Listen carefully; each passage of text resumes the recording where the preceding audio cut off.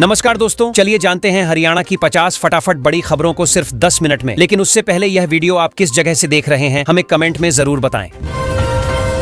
मेधावी छात्रवृत्ति योजना के लिए ऑनलाइन आवेदन शुरू हो गए हैं। योग्य छात्र अब घर बैठे आवेदन कर सकते हैं। इस योजना से गरीब और प्रतिभावान बच्चों की पढ़ाई में आर्थिक मदद मिलेगी। छात्रों और अभिभावकों में इसे लेकर उत्साह है। हरियाणा सरकार ने बाढ़ प्रभावित किसानों के लिए बड़ी राहत की घोषणा की है। किसान 15 सितंबर तक आवेदन कर राहत राशि ले सकते हैं। इस योजना से उन किसानों को मदद मिलेगी जिनकी फसलें बाढ़ के कारण बर्बाद हो गईं।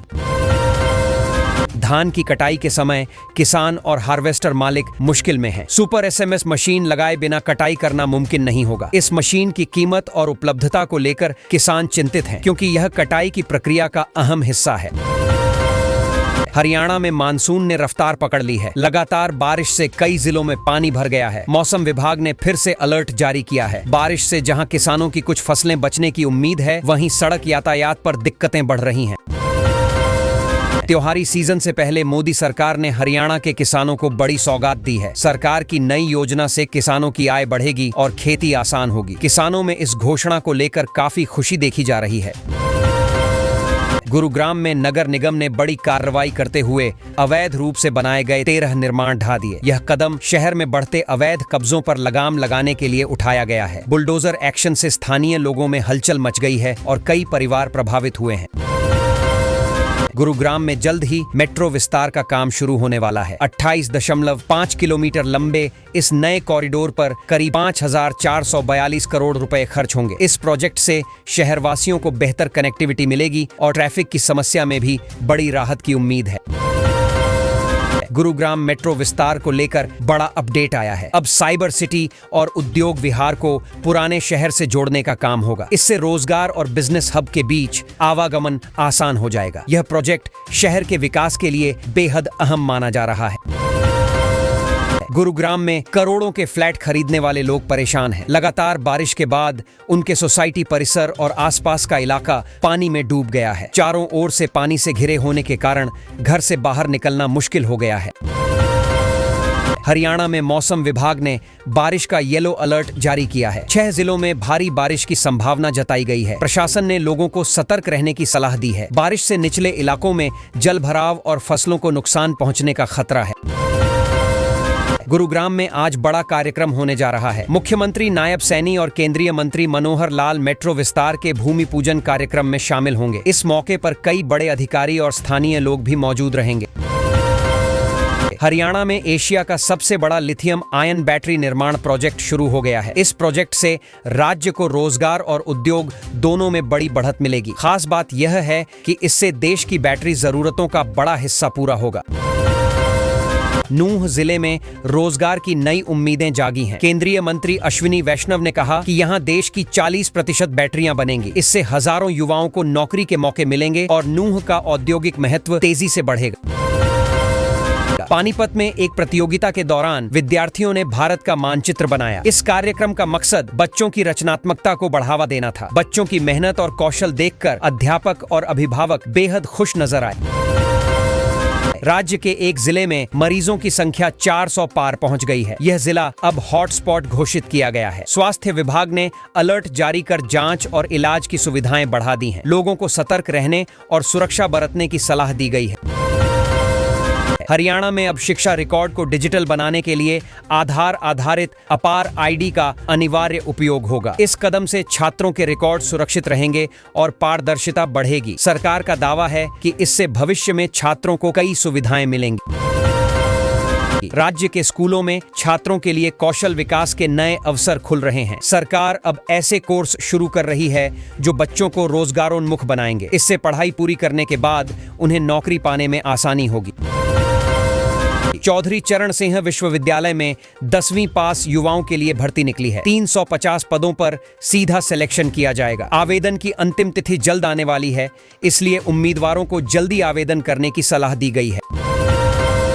फरीदाबाद में वन भूमि पर 6,793 अवैध निर्माण पाए गए हैं। यह निर्माण 780 एकड़ जमीन पर फैले हुए हैं। रिपोर्ट के सामने आने के बाद प्रशासन पर कार्रवाई का दबाव बढ़ गया है। पर्यावरणविदों ने इसे बड़ा खतरा बताया है।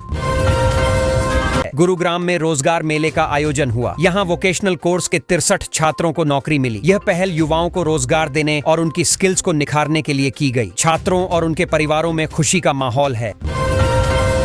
गुरुग्राम के दौला गांव स्थित पीएम श्री स्कूल में खेल सुविधाएं सुधारी जाएंगी। इससे बच्चों को बेहतर वातावरण मिलेगा और उनकी खेलों में रुचि बढ़ेगी। प्रशासन का मानना है कि खेल शिक्षा बच्चों के सर्वांगीण विकास के लिए जरूरी है। गुरुग्राम में बनी गोल्फ कोर्स एक्सटेंशन रोड बारिश में बह गई। यह सड़क 1 साल पहले ही बनाई गई थी। लोगों ने निर्माण की गुणवत्ता पर सवाल उठाए हैं। इस घटना से प्रशासन की कार्यप्रणाली पर भी सवाल खड़े हो गए हैं। गुरुग्राम के राजीव गांधी पार्क का सौंदर्यीकरण करने की तैयारी चल रही है। पार्क में नई सुविधाएं जोड़ी जाएंगी और पुराने हिस्सों की मरम्मत होगी। इससे लोगों को बेहतर मनोरंजन स्थल मिलेगा और शहर की खूबसूरती भी बढ़ेगी। गुरुग्राम ट्रैफिक पुलिस के आंकड़े बताते हैं कि लोग यहां रॉन्ग साइड गाड़ी चलाना 30 दिनों में जुर्माने से हुई कमाई इसका सबूत है। यह खुलासा ट्रैफिक नियमों की अनदेखी पर बड़ा सवाल खड़ा करता है।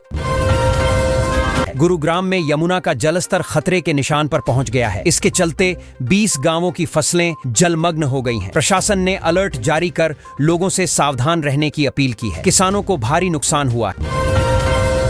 ट्रैफिक जाम से परेशान लोग अब नए आइडिया तलाश रहे हैं। एक ऐसा तरीका सामने आया है जिससे लोग बिना जाम में फंसे आसानी से घर पहुंच सकते हैं। हालांकि इसके लागू होने को लेकर अभी कई सवाल खड़े हैं। यह चर्चा का विषय बना हुआ है। राज्य सरकार ने अब आदेश जारी किया है कि सभी कंबाइन मशीनों में सुपर SMS सिस्टम लगाना अनिवार्य होगा। अगर मशीन में यह तकनीक नहीं पाई गई तो जब्ती की कार्रवाई होगी। इसका मकसद पराली जलाने से होने वाले प्रदूषण को रोकना है। किसानों को अब कड़ी निगरानी झेलनी पड़ेगी। हरियाणा में नए वन्य जीव संरक्षण नियम लागू किए गए हैं। इनके तहत अवैध शिकार, पेड़ों की कटाई और जंगल से जुड़े अपराधों पर सख्ती की जाएगी। अब जुर्माना और सजा दोनों कड़े होंगे। सरकार का कहना है कि जैव विविधता को बचाने और पर्यावरण सुधारने के लिए ये नियम जरूरी है। पूर्व मुख्यमंत्री भूपेंद्र सिंह हुड्डा तिरुपति बालाजी के दर्शन करने पहुंचे। इस दौरान उन्होंने भाजपा शासित राज्यों में किसानों की हालत पर सवाल उठाए। हुड्डा का कहना है कि सरकार सिर्फ वादे करती है लेकिन जमीनी स्तर पर कोई फायदा नहीं मिलता। उन्होंने हरियाणा के किसानों के मुद्दे भी उठाए।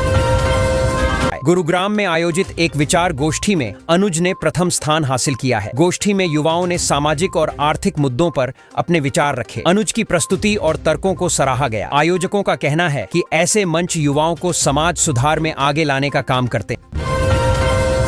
भारी बारिश से हरियाणा की 4 लाख एकड़ फसल बर्बाद हो गई है। किसानों की मुश्किलें बढ़ गई हैं। सरकार ने राहत देने के लिए पोर्टल 15 सितंबर तक खुला रखा है। किसान इसमें नुकसान का विवरण दर्ज करा सकते हैं। उम्मीद है कि जल्द ही मुआवजे की प्रक्रिया शुरू होगी। हरियाणा भाजपा विधायकों ने फैसला किया है कि वे अपने अपने क्षेत्रों में जाकर बाढ़ की स्थिति का जायजा लेंगे। इससे उन्हें लोगों की समस्याओं को सीधे समझने का मौका मिलेगा। पार्टी का कहना है कि हर तरह की मदद पहुंचाई जाएगी। राहत कार्यों की निगरानी भी की जाएगी। हरियाणा में घग्गर नदी विकराल रूप धारण कर चुकी है। पानी का स्तर खतरनाक स्थिति तक पहुंच गया है। निचले इलाकों में पानी भरने से लोगों को दिक्कत हो रही है। कई गांवों में बाढ़ जैसा हाल है। प्रशासन लगातार निगरानी कर रहा है और लोगों को सुरक्षित स्थानों पर भेजा जा रहा है। राज्य सरकार ने नई आबकारी नीति लागू की है। इसके तहत शराब की दुकानों पर अब सख्त नियम लागू होंगे। समय में भी बदलाव किया गया है। अवैध बिक्री पर कार्रवाई की जाएगी। सरकार का मानना है कि इससे नशे पर नियंत्रण मिलेगा और राज्य की आमदनी भी बढ़ेगी। हरियाणा में अब शहरों में गेस्ट हाउस खोलने की प्रक्रिया आसान हो गई है। सरकार ने इसके लिए आवेदन प्रक्रिया शुरू कर दी है। इससे पर्यटन को बढ़ावा मिलेगा और रोजगार के मौके भी बनेंगे। निवेशक अब आसानी से गेस्ट हाउस खोल सकेंगे। लोगों को बेहतर ठहरने की सुविधा मिलेगी। बिजली उपभोक्ताओं के लिए झटका है। सिक्योरिटी फीस पर अब कम ब्याज मिलेगा। पहले लोग इस पर ज्यादा ब्याज पाते थे लेकिन अब राशि घटा दी गई है। इससे लाखों उपभोक्ता प्रभावित होंगे। लोग नाराज हैं कि सरकार ने बिना सोचे समझे यह फैसला लिया है। कई संगठनों ने विरोध जताया है। हरियाणा सरकार ने दिव्यांगजनों के लिए विशेष योजना बनाई है। अब राज्य में समावेशी पार्कों का विकास होगा। इन पार्कों में व्हील चेयर से लेकर खेलकूद की सुविधाएं होंगी। सरकार चाहती है कि दिव्यांगजन भी सामान्य जीवन का आनंद ले सकें। इससे सामाजिक समावेश और आत्मनिर्भरता बढ़ेगी। गुरुग्राम में बड़ी ठगी का मामला सामने आया है। एक ट्रेडिंग कंपनी ने लोगों को निवेश का झांसा दिया और 1 करोड़ 12 लाख रुपए हड़प लिए। पीड़ितों ने शिकायत दर्ज कराई है। पुलिस ने जांच शुरू कर दी है। लोगों को सलाह दी जा रही है कि ऐसे लालच में न पड़े। गुरुग्राम में पुलिस वालों पर सवाल उठे हैं। एक जापानी पर्यटक से चालान का डर दिखाकर 1000 रुपए रिश्वत ली गई। घटना का वीडियो वायरल होते ही कार्रवाई की गई। जिम्मेदार पुलिस कर्मियों पर एक्शन लिया गया है। प्रशासन का कहना है कि ऐसे मामलों में कोई डील नहीं दी जाएगी। गुरुग्राम का खिड़की दौला टोल प्लाजा अब शिफ्ट किया जाएगा। NHAI ने इसके लिए नई जगह तलाश ली है। यहाँ लगातार जाम और परेशानी होती थी। अब नए स्थान पर टोल लगने से वाहनों की आवाजाही आसान होगी। इससे यात्रियों को राहत मिलेगी और शहर में ट्रैफिक दबाव घटेगा। दिल्ली NCR में झमाझम बारिश के कारण गुरुग्राम में हालात बिगड़ गए। लोहा पुल बंद होने से 40 ट्रेनें रद्द करनी पड़ी। रिंग रोड पर भीषण जाम लग गया। लोग घंटों फंसे रहे। मौसम विभाग ने और बारिश की संभावना जताई है। प्रशासन लोगों से संयम और सावधानी बरतने की अपील कर रहा है। हरियाणा में हथिनी कुंड बैराज से पानी छोड़े जाने के बाद नदियां उफान पर आ गई हैं। कई जिलों में बाढ़ की स्थिति बन गई है। 7 लोगों की मौत की पुष्टि हुई है। गांवों में जनजीवन अस्त व्यस्त है। सरकार ने राहत और बचाव कार्य तेज कर दिए। सिरसा में चेयरमैन ने स्वच्छता अभियान का आगाज किया है। इस अभियान में लोगों को साफ सफाई के महत्व के बारे में जागरूक किया जाएगा। स्कूलों और मोहल्लों में कार्यक्रम होंगे। अधिकारी और स्थानीय लोग इसमें भाग ले रहे हैं। मकसद है कि हरियाणा को साफ सुथरा और स्वस्थ बनाया जा सके।